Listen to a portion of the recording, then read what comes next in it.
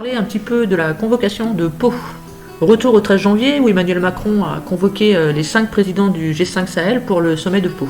Pourquoi Pau? Tout simplement parce que c'est la ville où est située la base d'où sont partis 7 des 13 soldats français qui sont morts dans la collision de leur appareil le 26 décembre dernier au Mali.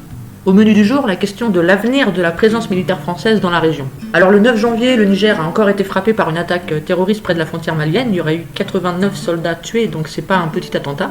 Et c'est cet événement en fait qui a servi de prétexte pour repousser le sommet de Pau qui au départ était prévu le 16 décembre. Le 10 janvier, à Bamako, il y a eu un rassemblement géant contre la présence française. Je regarde pas la télé, donc je sais pas du tout si on en a parlé, ça m'étonnerait. Vous pouvez lire sur les pancartes « Abat la France, France dégage ». D'ailleurs, ce jour-là, Kémy Séba, le grand militant panafricaniste, devait s'y rendre, mais il a été interdit de prendre l'avion, et il est resté bloqué à l'aéroport de Cotonou au Bénin. Donc ce qu'on peut dire sur le Sahel, c'est que malgré la pauvreté, c'est une région qui est de plus en plus convoitée par les grandes puissances pour les richesses naturelles. On y trouve pétrole, gaz, or, phosphate, argent, diamant, cuivre, fer, charbon, zinc, bauxite, uranium, plutonium, manganèse, cobalt, sels minéraux, étain, eau douce, poissons, crustacés, diversité biologique, cheptel de bétail, bois précieux, rien que ça. Donc voilà tout ce qui attise les puissances étrangères à trouver un prétexte pour s'y déployer. La France a déjà ses troupes bien positionnées, mais on y trouve aussi les États-Unis, la Chine et Israël. Et en plus, la Russie, l'Inde et le Brésil qui seraient aussi déterminés à être de la partie. Sachant que la demande de pétrole, la demande mondiale en pétrole et en gaz naturel est appelée à doubler dans les 20 prochaines années, le Sahel pourrait jouer un rôle très important de fournisseur d'énergie. En plus, le Mali est 3e producteur d'or du continent, le Niger avec ses gisements d'uranium se place au second rang mondial, et depuis ces dernières années, on a la Côte d'Ivoire, le Ghana, le Tchad et la Mauritanie dans le groupe des pays producteurs de pétrole. Donc pendant ce sommet à Pau, Macron a annoncé que 220 soldats supplémentaires seront envoyés au Sahel pour renforcer l'opération Barkhane. Or là, je viens de lire un article, en fait c'est pas 220, c'est 600 soldats qui sont partis. Tout cela bien sûr sans prendre en compte la volonté des peuples africains, avec l'aide des gouvernements corrompus comme Alpha Condé, ATT, Dionkunda et IBK qui sont soumis au diktat du FMI et de la Banque mondiale. Or le constat est très simple.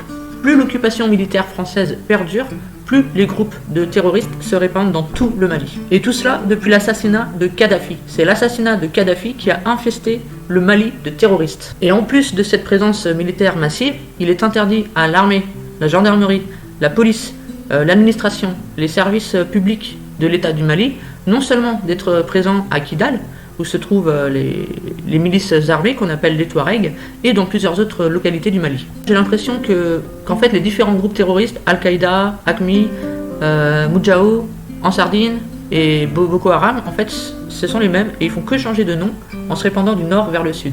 Donc en d'autres termes, l'État malien est tout simplement absent du territoire, de la majorité en tout cas du territoire national, et de ce fait, la nature ayant horreur du vide, il est remplacé par des groupes terroristes. Or c'est justement le prétexte initial de l'intervention militaire française, sauver l'État du Mali face aux ordres djihado-terroristes. Donc les gouvernements corrompus, empêtrés dans des politiques libérales d'ajustement structurel dictées par le FMI et la Banque mondiale au nom de la dette, restent sourds aux revendications des Touaregs. Donc ces gouvernements maliens se soumettent complètement au diktat de la France-Afrique. Les terroristes reçoivent des armes, notamment françaises. Le Burkina Faso est de plus en plus attaqué, depuis que le peuple a chassé l'ex-président france-africain, assassin de Thomas Sankara, Blaise Compaoré, exfiltré par l'armée française en Côte d'Ivoire, où le président Ouattara, autre pièce maîtresse de la France-Afrique, lui a donné la nationalité ivoirienne pour lui éviter justement d'être extradé à la demande de la justice burkinabé. Donc depuis, on compte pas mal d'attentats terroristes au Burkina Faso, y compris dans la capitale à Ouagadougou.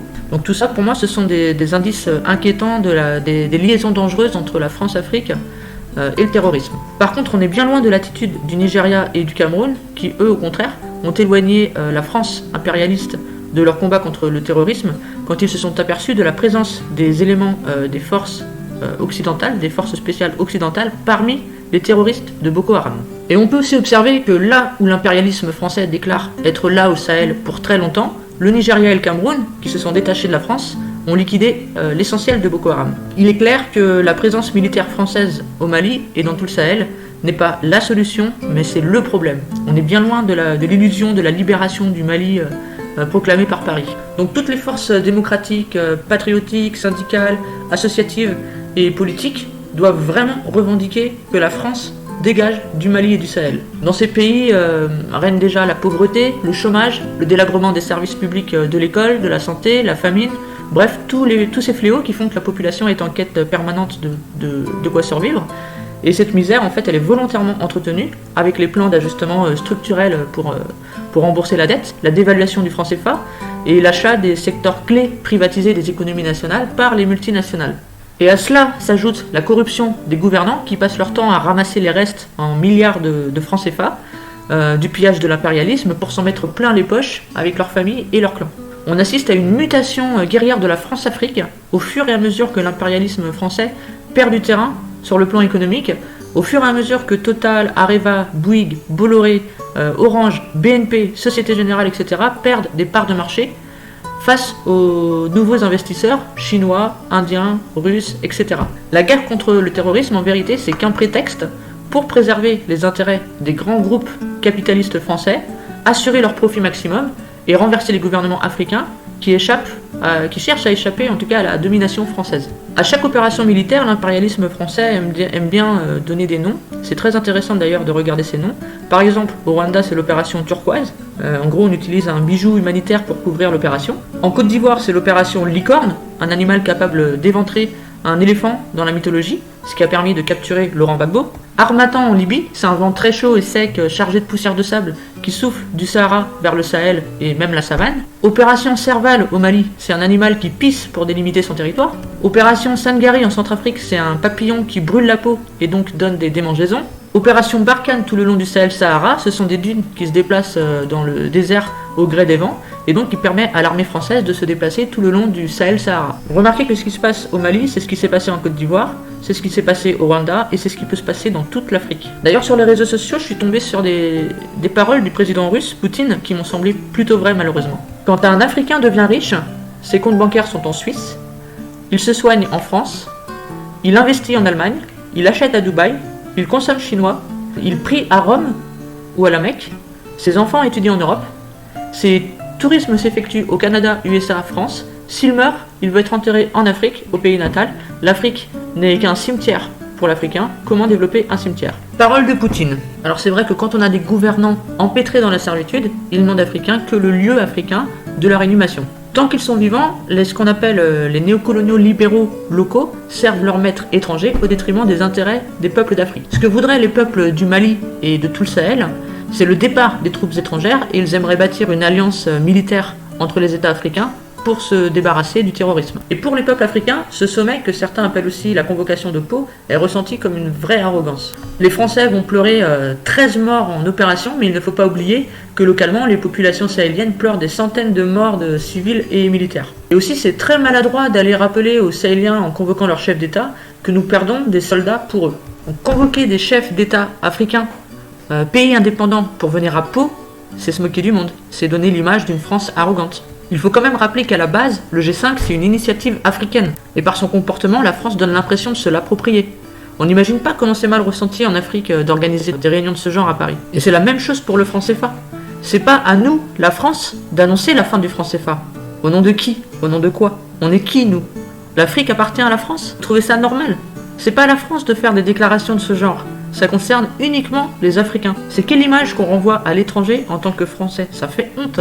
Je profite de cette vidéo pour faire une petite dédicace aux Gilets jaunes constituants du 93. Dernièrement, ils ont fait une superbe action chez Bolloré, le groupe. Alors comme ils ont dit, c'était qu'une petite mise en bouche, un petit apéritif, parce qu'ils étaient que 7, et ils y sont allés pour demander des comptes à Bolloré et dénoncer le pillage en Afrique. Donc malheureusement, ils n'ont pas obtenu satisfaction, ils n'ont pas eu de réponse à leurs questions, et ils se sont fait virer par les vigiles africains. C'est le comble.